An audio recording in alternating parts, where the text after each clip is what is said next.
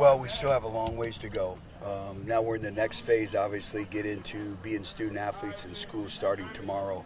But we still have some time that we have to continue to become better in all phases. So it's kind of like making the transition, but we're still in training camp mode, but we're not in training camp mode.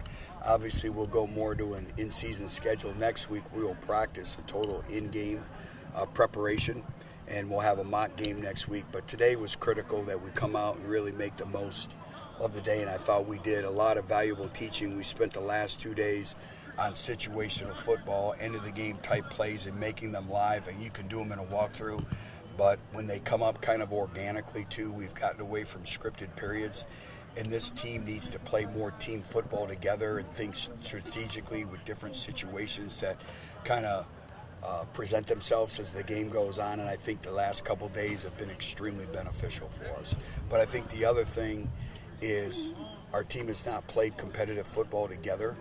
And even though we're still installing and we're working the fundamentals and details in all three phases, we're also still installing our culture and our style of play. And our culture and our style of play is just as important as our offense, defense, and special team systems as well.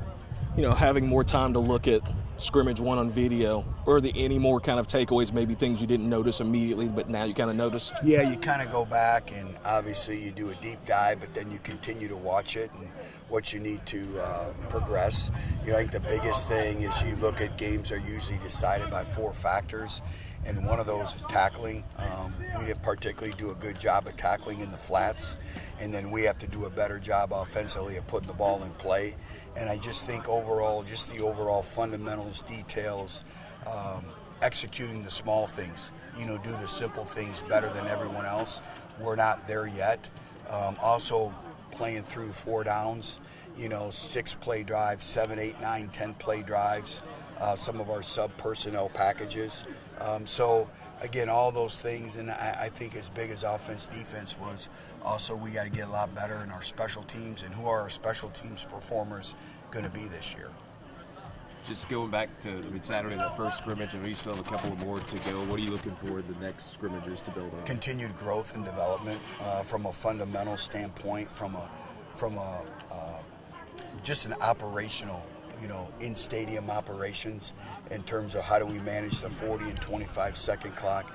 We'll have the iPads out, so we'll practice sideline communication. Again, our team hasn't been together on a sideline, so how do we handle sideline adjustments? Where do we sit on the sideline? How do we watch the iPads? All those things that when we go into the first game and playing an extremely talented team like we are in their venue, that they're 56-11 over a 10-year span, you have to make sure you're ready to go. And so we'll have great practice with that on Saturday. Any separation between the quarterbacks at this point? No. You know, I still see them progressing. And this second scrimmage will be big. And I think the biggest thing for them that I evaluated on Saturday was not just their in-game performance and their in-game mechanics, but how did they prepare? How did they prepare in pregame warm-ups? A lot of teach lessons, and we'll continue to evaluate. This second scrimmage isn't the end-all, be-all, but it is big in terms of depth charts, org charts, who's the first in, all that. Overall, just with the depth chart and then individual guys, where have you seen you kind of step up the most throughout fall camp? Well, I think it's we're hunting more consistency than ever. You know, so Shahid's done a really good job at safety. He and Brandon Barnes are in a battle right now. And so the consistency in performance. Nora Flores continues to show great consistency. Offensive line-wise, we got to pick it up and have some continuity and all 5 guys working together, and that's always a process. Probably the biggest question mark right now with this football team is our running back core, is who's going to be the number 2 running back behind Kenyon Clay. Right now we don't have a number 2 running back, and they're capable, they're talented, but they're kind of sipping through a fire hose with protections and run reads and just our style of play and all that. So that scrimmage is going to be really, really big. Everyone wants to point towards the quarterback, but it's really big for the wide receiver position and the running back position. For myself, I said it went great. Just getting around my teammates more than just playing together as a team, playing together as a unit at all, and also cheering on the defense when they make plays. Offense have some good days, defense have some good days, but just all around just coming out here competing every day. Where do you feel like the wide receivers as a whole are now compared to maybe the start of camp? Like I said, we definitely made progress. You know what I'm saying? We have a thing in the wide-out room called progress, trusting the process, going day by day, stacking days daily. So I feel like we get better day by day. It's just the small, minor things we got to correct, like small details like, okay, you're supposed to step this way, the route of your depth, and things like that. But I feel like we made progress even from the young guys to the older guys. You had the first scrimmage Saturday. I know you still have a couple more to go, but what were the biggest learning points from that scrimmage on Saturday?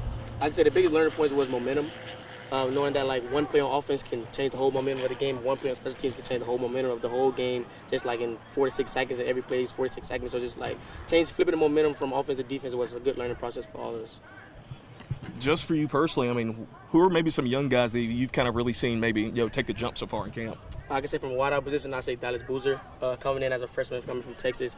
He had a big role for himself, you know what I'm saying? I feel like he's accomplishing that role. But still the small details he got to clean up, but I feel like he's going to play and he's going to present well for us this season. From day one to where you are now offensively, where have you guys taken the biggest steps as an offense? I can say the biggest step, juice and energy. You know what I'm saying? Some days out here we don't start fast. That's because nobody has made a splash play. Nobody's bringing the intensity and juice. I can say it all starts with the older guys. You know what I'm saying? So me working on that also, trying to bring the juice or like just trying to have the energy on the sideline. So like if the young guy make a play, now everybody else know that like hey, we fit the momentum, we can keep making these plays. So just the juice and the energy and all.